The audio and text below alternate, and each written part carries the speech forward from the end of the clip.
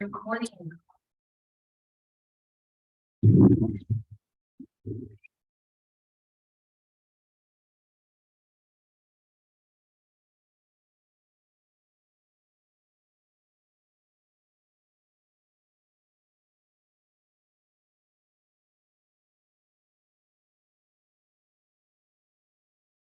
Okay.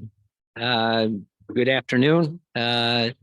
This is the sixth and final required public hearing conducted by the Western Mass Rail Commission, which was created by act of the legislature in the last session in 2022 and signed into law by then Governor Baker to review some of the issues surrounding expansion of passenger rail service to parts of Western Massachusetts.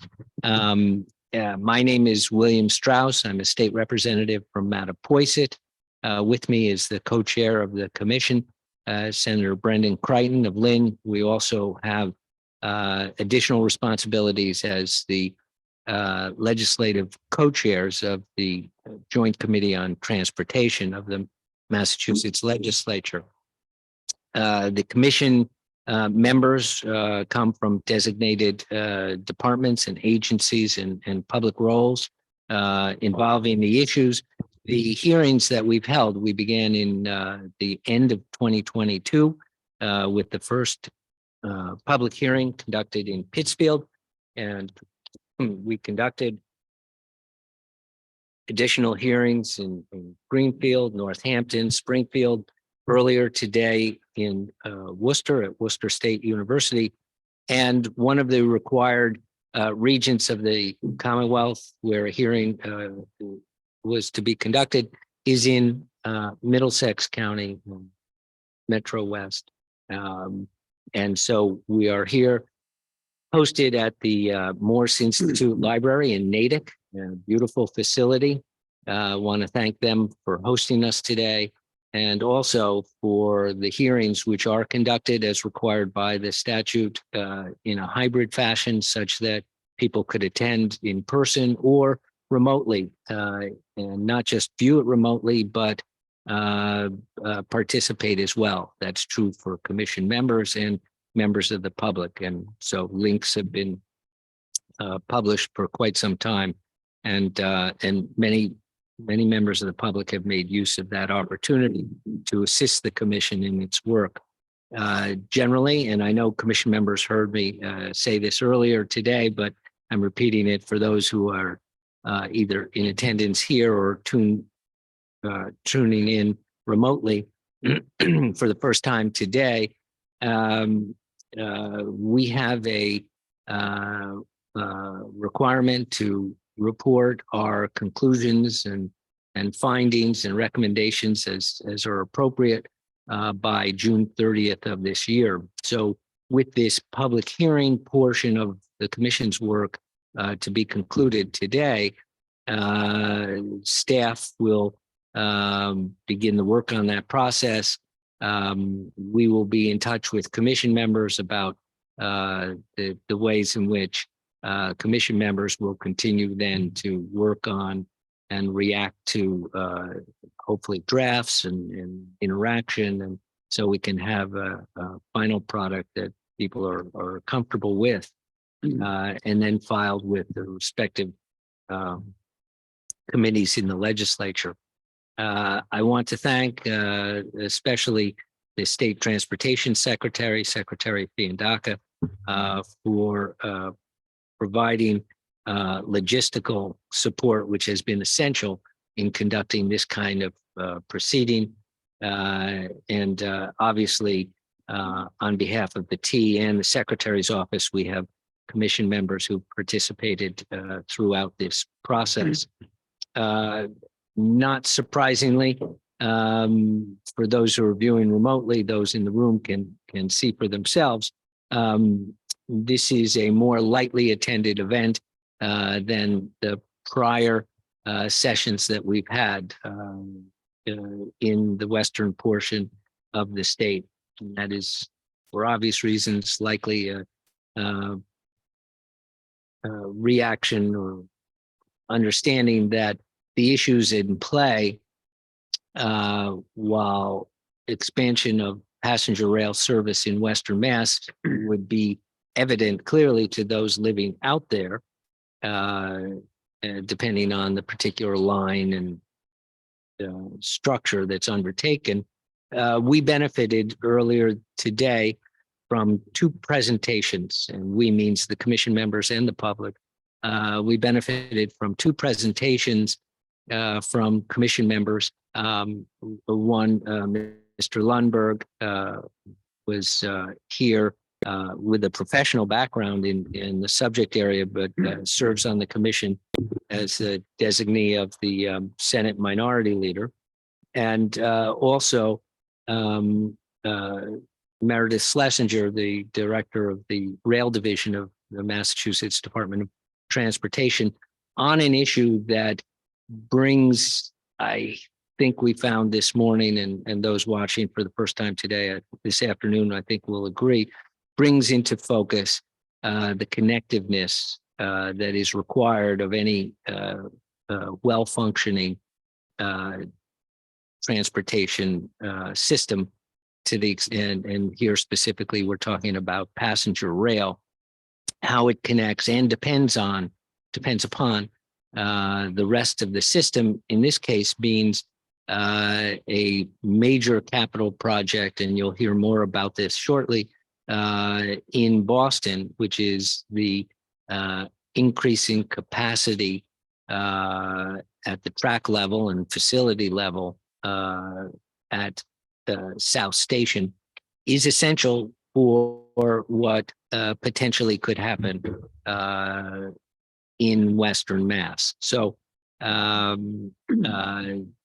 appreciation of that component to what is discussed with regard to Western Mass, that things need to happen at the end of the line, so to speak, in Boston. It's not the only end of the line, but that end of the line is important to any future discussion and consideration of the questions that appear.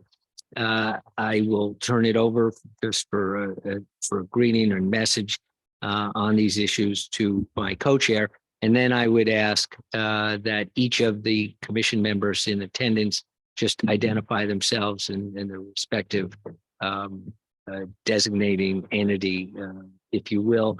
And we may have commission members, we did this morning, who are participating remotely. And I'll ask, I don't know if we have any.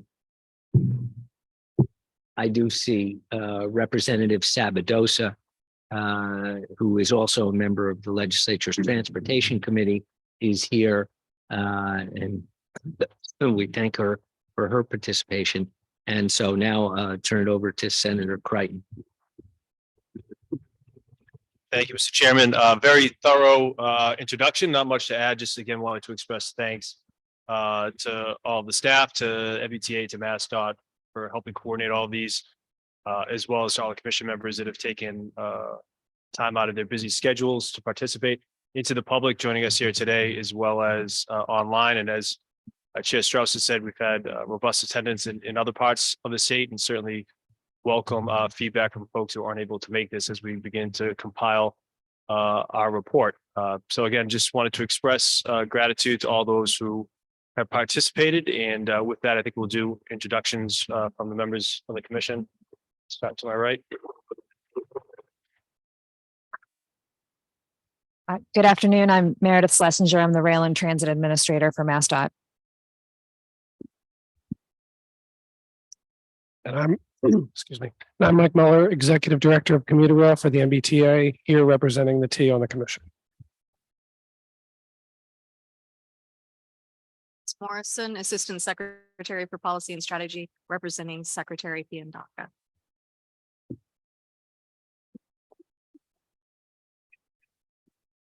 And I'm Tom Matusko, the Executive Director of the Berkshire Regional Planning Commission, serving the 32 cities and towns in Berkshire County. My name is Paul Lundberg. I am the appointee of the Senate Minority Leader and a railroad manager by trade. Hi, Linda Dunleavy, Franklin Regional Council of Governments from Franklin County. Sorry, Chairman, to be a little late. And I'm Kim Robinson, Executive Director of the Pioneer Valley Planning Commission. She was my ride. These things will be noted on your report cards. And you know, signed by your parent in return, as I recall things. So as I said, we have presentations to make. I think we'll keep the same order. And I think the technical issues are all set up for that. So I've turned the floor over to Commission Member Paul Lundberg. We're waiting to hear. Great. Thank you very much, Chair Strauss and Chair Crichton. And I appreciate the opportunity to present to the commission and to the public on a very specific but important part of our work. And that is the what is necessary in terms of our ability to accomplish a good intercity passenger rail in connection with the not only the east-west passenger rail study, but the entire scope of various operations that we have, and important to focus on the infrastructure. There's been a lot of discussion over the years about South Station. South Station being the terminal of most of the southern and western train operations in Massachusetts and New England. Both Amtrak and MBTA commuter rail use South Station. And there are other interested parties, including this one. But South Station has its limitations, and they have become quite apparent as we contemplate putting more trains into South Station. So I'm going to just do a brief discussion of what are the operational needs for a origination and termination terminal. South Station is the capacity and what the passenger needs are. And it's first important for us to all remember what we're trying to accomplish here. And that is a competitive customer experience for the passenger. Our competition in this case is the automobile and the Massachusetts Turnpike. And in order for us to be competitive and to make this a relevant service for passengers, it has to have two elements: on-time performance and a ride amenity and travel experience that is different and better than riding in an automobile. Both of those things are possible in the intercity passenger rail. But part of what we need to accomplish is make sure that the structure is such that that's what we produce for the public. Just a bit of my background. I am an railroad operations professional. I began my rail career in Chicago at the Chicago and Northwestern Railroad. And this graphic that's behind my slides is a rendition of the one of the famous passenger trains that the Chicago and Northwestern operated. This train is crossing the James J. Hill Bridge across the Mississippi River between Minneapolis and St. Paul, Minnesota. This train was called the Twin Cities 400 because the distance between Chicago and the Twin Cities is 400 miles. And the schedule for this train, which operated in the 40s, 50s, and 60s, was 400 miles in 400 minutes. And I'm going to ask you to remember that fact for when we talk about the service we're contemplating. So there are two aspects of capacity. One is en route capacity. That's the capacity of the tracks. So if you think about the operation of trains between Boston, Worcester, Springfield, and Pittsfield, the tracks can only hold so many trains. And so that's one of the capacity issues. And we also have to share the track with the owner's freight trains. CSX owns that track and they have freight trains out there.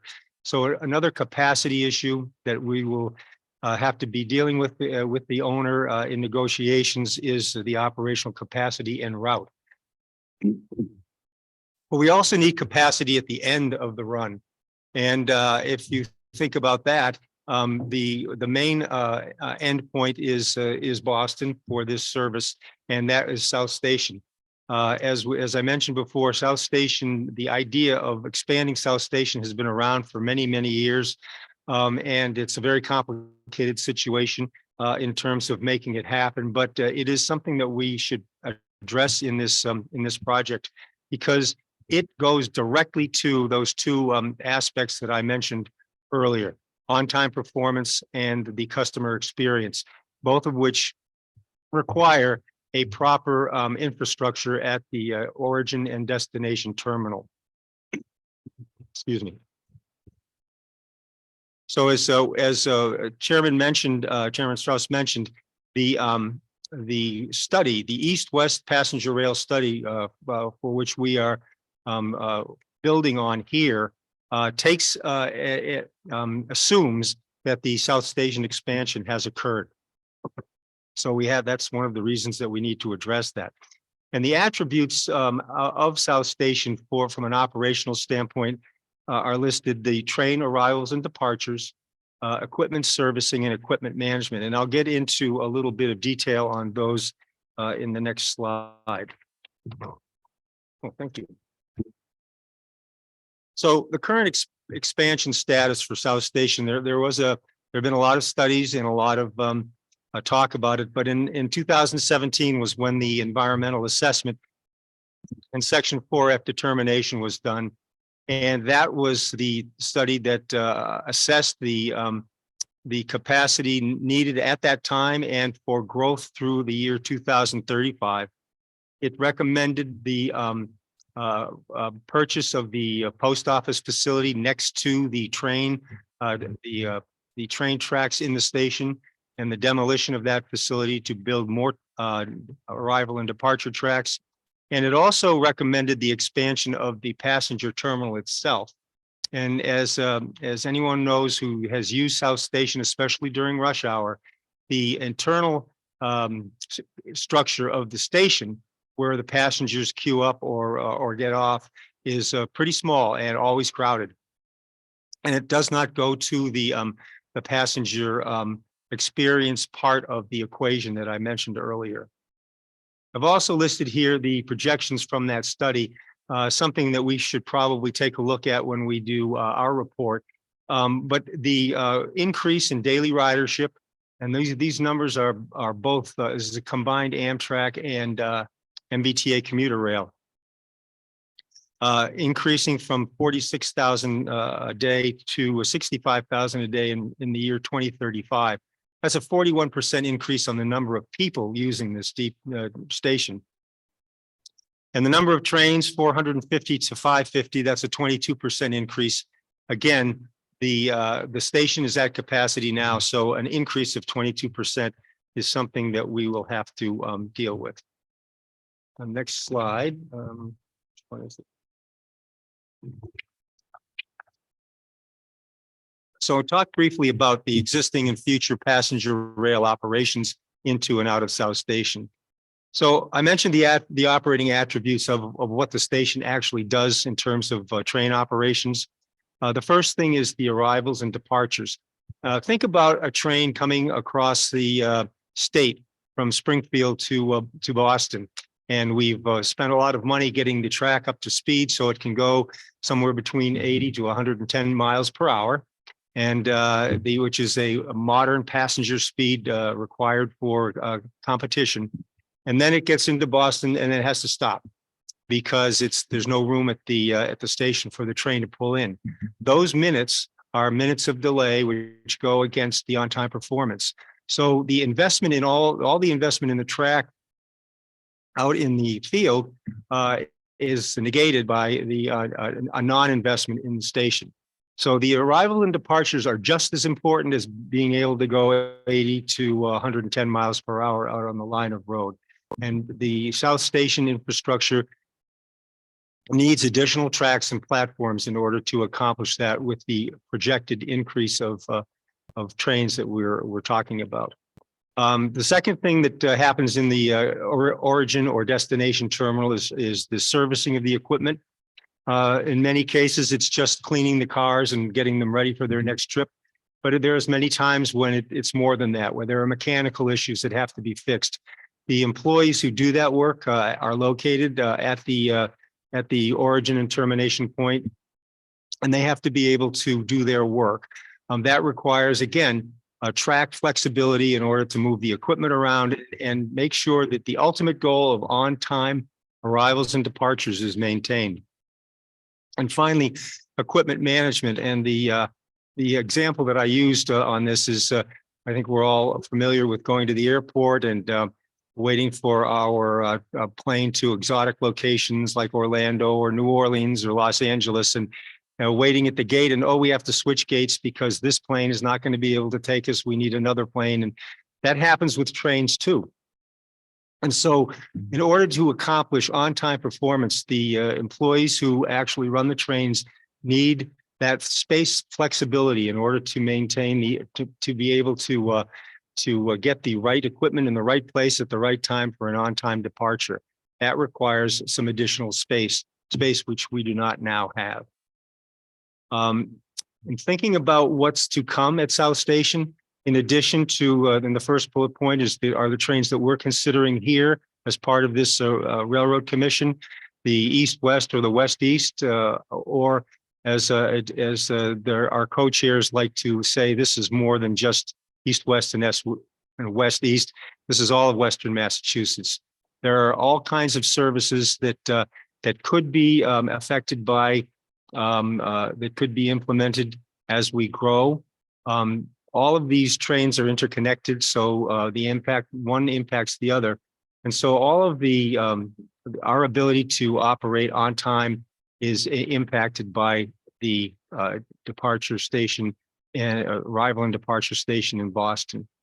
We're also going to add South Coast Commuter Rail. South Coast Commuter Rail is poised to start operating this year. The estimates in that study I cited earlier have 4 trains a day for South Coast Commuter Rail. The plan right now is for 6 trains a day, and that could certainly grow as the public gets used to having that kind of service in the South Coast area.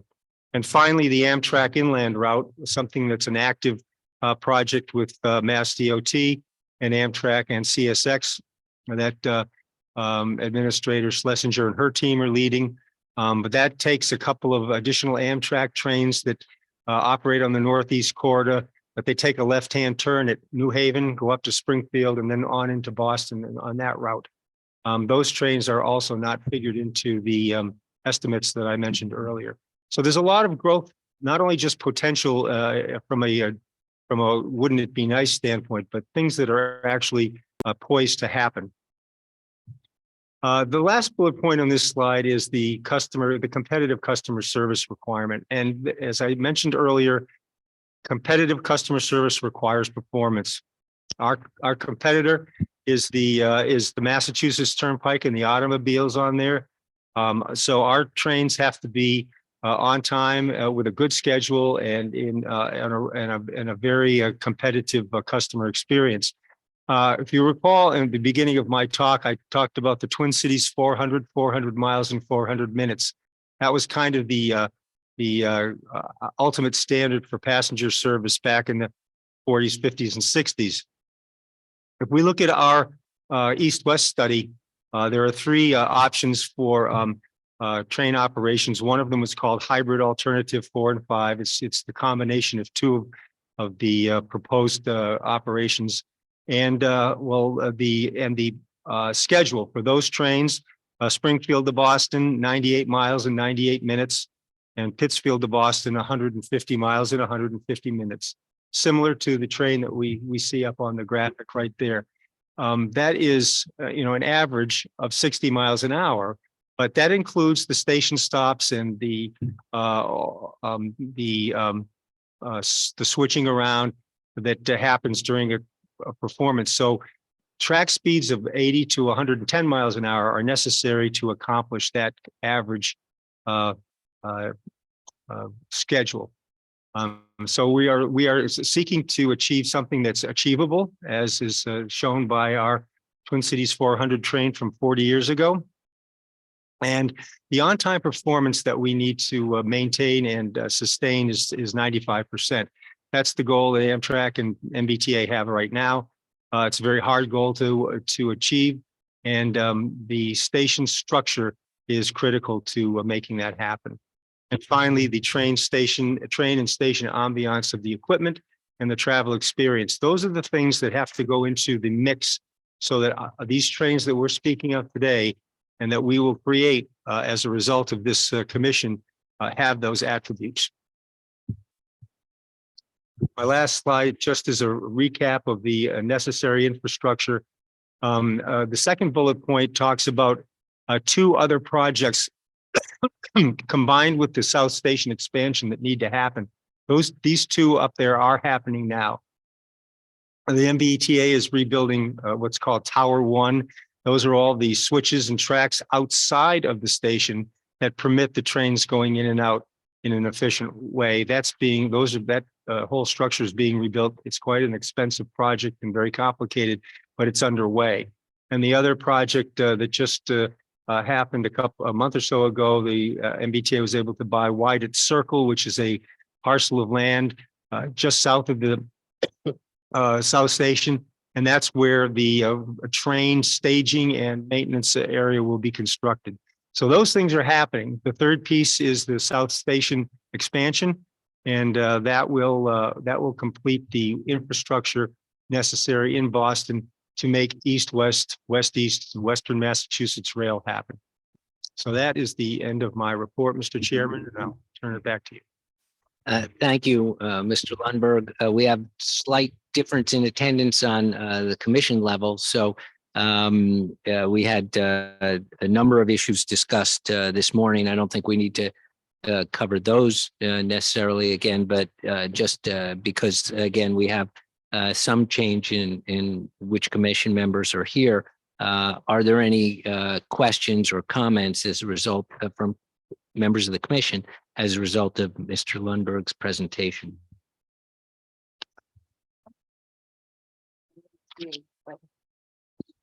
That's okay. Thank you. The ridership projections in 2017, did they assume east-west or South Coast Rail or the inland route, or what were those projections about the increased ridership of 42%? Do you guys know? Yeah, so there are 4 trains a day for South Coast Rail in those projections. Okay. There are no trains for the inland route or the trains we're talking about, the east-west rail. Those are all in addition to those. Okay. Thank you. Okay, anyone else? And I don't hear or a request from the commission members who I see are online. So with that, we'll go to our second presentation, which again, we had a presentation of these slides this morning from Meredith Schlesinger, the Rail and Transit Administrator for MassDOT. So I'll turn it over to Meredith now, and she has assistance, obviously, from Commission Member Muller from the T as well. Thank you. It's good to be here. Let me just get situated with the microphone and clicker. So I don't want to rehash too much of what Mr. Lundberg said. It was a good summary of certainly why South Station's needed and the operational complexities that go into having rail service that serves not just Boston area, but also just in general as a whole, trains coming in from Western Mass, from the South Coast, from all over. The transportation system functions as a network, and to provide the needed connectivity, the investments are obviously needed across the entire system. So as you'll hear me say often in these meetings, what we're talking about doing is a program of projects, East-West Rail in particular, or West-East Rail, depending on what part of the state I'm in, is it is a series of incremental improvements, and we're advancing those as we can. So today, though, I'm gonna highlight sort of a little bit about South Station and Worcester Triple Track, and Mike will step in if need be. And as I go through this, it will help see like sort of the progress that we're making as we go west to east.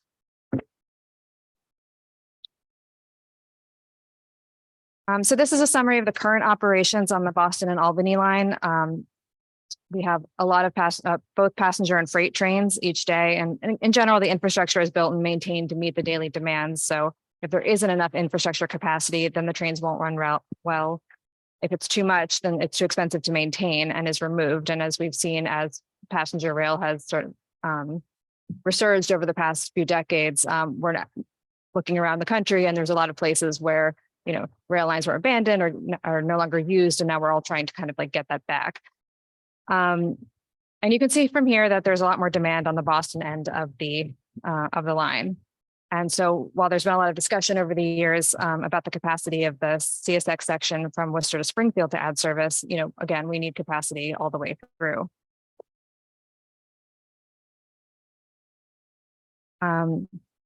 So as you know, we have pending federal grants for a $135 million project to increase capacity on the CSX territory between Springfield and Worcester.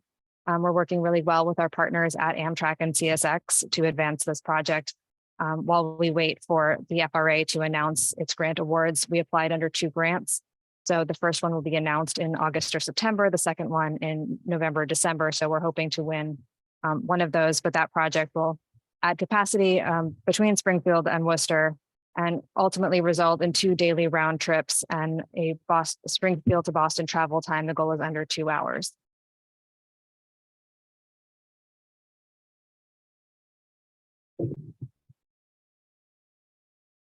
And as we travel further east, the Worcester Line third track project is also really important. The MBTA reached 15% design milestone, and this project would, this slide just summarizes the track work that would be completed, the new interlocking, bridge repairs, all of the work and station improvements that would be made as part of this project. And then we get to South Station. So we have the 13 tracks with about 320 daily revenue trips. And this obviously is the MBTA, Amtrak's Northeast Corridor service, both the Acela and Northeast Regional, and the long distance service, the Lakeshore Limited. So again, as we talk about all of the service expansions that are either underway and about to be delivered, contemplated in different planning documents, and advancing in different stages. You know, again, we have 449 daily train movements at South Station now.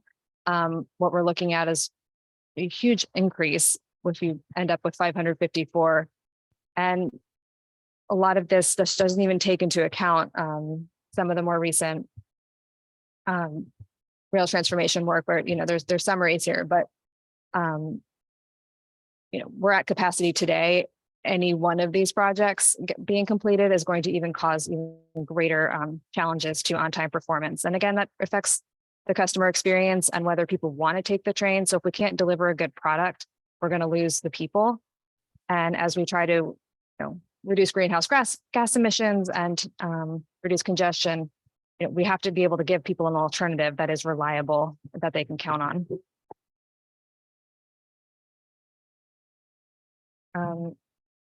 This is just a schematic of the South Station expansion, which Paul went over, so I won't spend too much time on this. But the idea is 13 to 20 tracks, so we can accommodate all of this new service and make surrounding improvements in the area. Reopen Dorchester Avenue, extend the Harbor Walk. The T acquired Whiteout Circle, so having layover facilities there. So there's a lot of work that goes into South Station expansion. Again, Paul mentioned the Tower 1 interlocking project is already underway. So there are a lot of elements that have advanced to this point, but we still need to advance the full project in order to really deliver the service that everyone's looking for, regardless of where you are in the state. You know, all roads lead to South Station. So with that, I'll take questions. Okay, I just wanted to be sure on the screen. And we're back. Thank you very much. Again, same comments or observation I made after Mr. Lundberg's presentation. We have a couple of members of the commission, and I don't want to limit anybody, actually, who's here. Different from this morning. So are there any questions or comments from members of the commission? Okay, and I will make this similar observation that that I think I made earlier today, that it was the chair's feeling that this was an important part of the information gathering of the commission, that a project which has its focus, or a program of projects, I think that's the most accurate term that can be used, a program of projects affecting passenger rail service in Western Mass, does also require, by definition, work in other parts of the state, chiefly in this case, South Station, recognizing that there's benefits to the rest of the network that anyone who uses the system might then tie into, in this case from South Station, whether to access buses locally at that point, MBTA subways system, or motor vehicles. It all hangs together in terms of its function. So I don't have any indication of anybody else with comments. So I thank both of the presenters for making the presentations twice today. Again, we have different audiences at both hearings, so the chairs felt presenting twice today made sense in the interests of the commission's work. With that, we would, in these hearings, as we've conducted them, turn to comments either from people personally in attendance, and then to any individuals who indicate online through the portal that they wanted to comment. And I have an indication that no one has indicated online. That is a tool that, however, has been made quite a bit of use of at our prior hearings. And is there anybody in attendance in the room today here who wishes to provide input to the commission? Seeing none. At this point, the call it the official work of conducting the public hearing component of the commission's mandate, statutory mandate, is completed. As I indicated, the chairs will, with the assistance of staff, begin to rough out some of the elements of what would ultimately go into a commission document. And we will need and expect and benefit from the work of the other commission members. I don't have specific timing on that. The only endpoint I can tell you, because it's in the law, is a completion of the report by June 30th. And so I don't know if there are any questions on the process stuff from commission members, but otherwise, this has been a very helpful process over many months, as I said, in 6 different geographic areas of the state, as we were requested to do. And we've now done that. Turn to my co-chair if you have any other closing thoughts, but otherwise, as I say, this portion of the commission's required work is now complete. Now that we'll take some of my previous comments and just say thank you to everyone for their participation. Obviously, a lot to chew on as we put together our report, but it was important to the commission and obviously the legislature to make sure we had hearings across the state, and glad that we completed that process. So thank you. Certainly for the commission members here, we'll be in touch soon on next steps, and appreciate everyone coming out today.